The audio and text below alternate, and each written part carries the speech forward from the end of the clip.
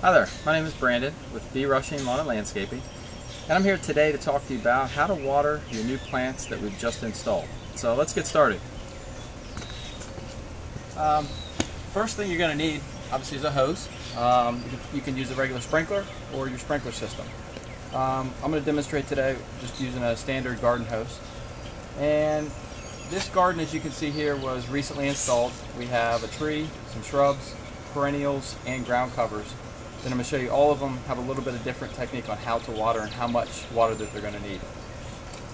The most critical is going to be the first 2 weeks to get the plants established. You're going to want to water the plants every day for the first 2 weeks, and then every other day the second 2 weeks. And how much you water is the most critical aspect.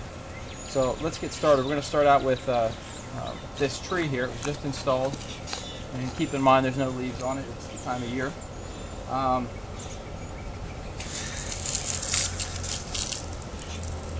Now, as you may or may not know, the root ball is about 24 inches in diameter, and I want to water the entire root ball and get enough water to keep the entire root ball moist, as well as the surrounding soil around it so that it doesn't dry out, not just the root itself. So I'm going to be watering under the entire root zone, under the drip line of the tree. And for a tree this size, which is about an average tree that we would install, you can expect to water 1 to 2 minutes.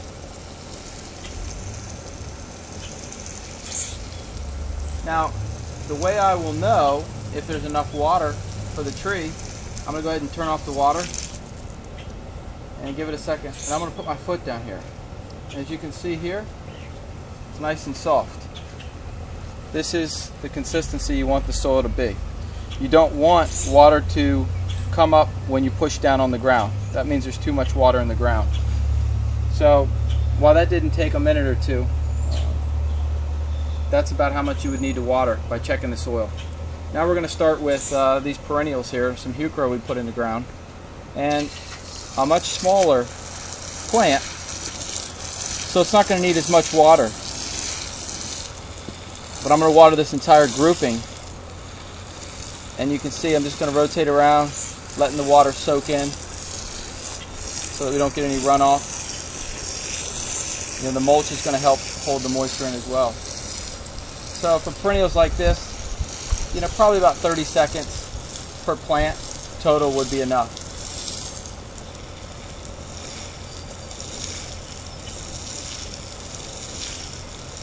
Now during warmer or cooler temperatures, you're going to want to adjust how much you water.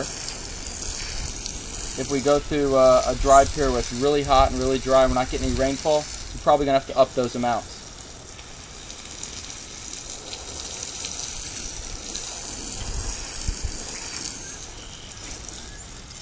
Now I'm going to go ahead and check it again with my foot, and it's kind of spongy, and that's about what you want to keep the root ball nice and moist.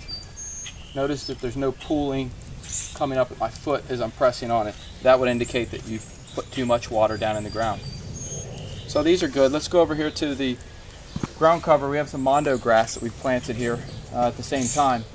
And as you can see with the ground cover, the plants are much smaller. So the root zone around each of them is smaller. The easiest way to do this is to water the entire area. And I'll show you what I'm talking about.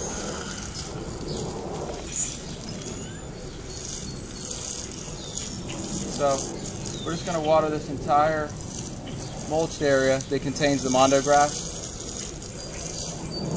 Keep everything nice and moist.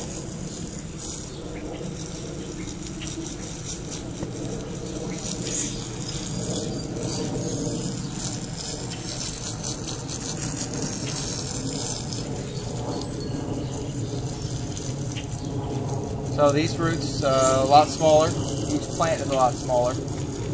It's not going to need as much water as the trees and perennials we were talking about earlier.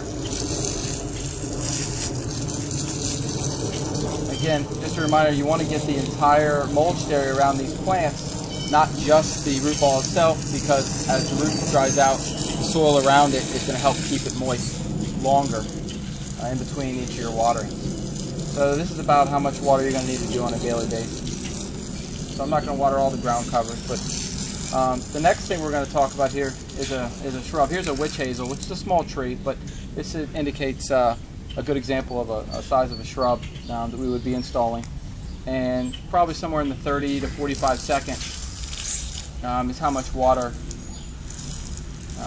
this shrub, this witch hazel, is going to need.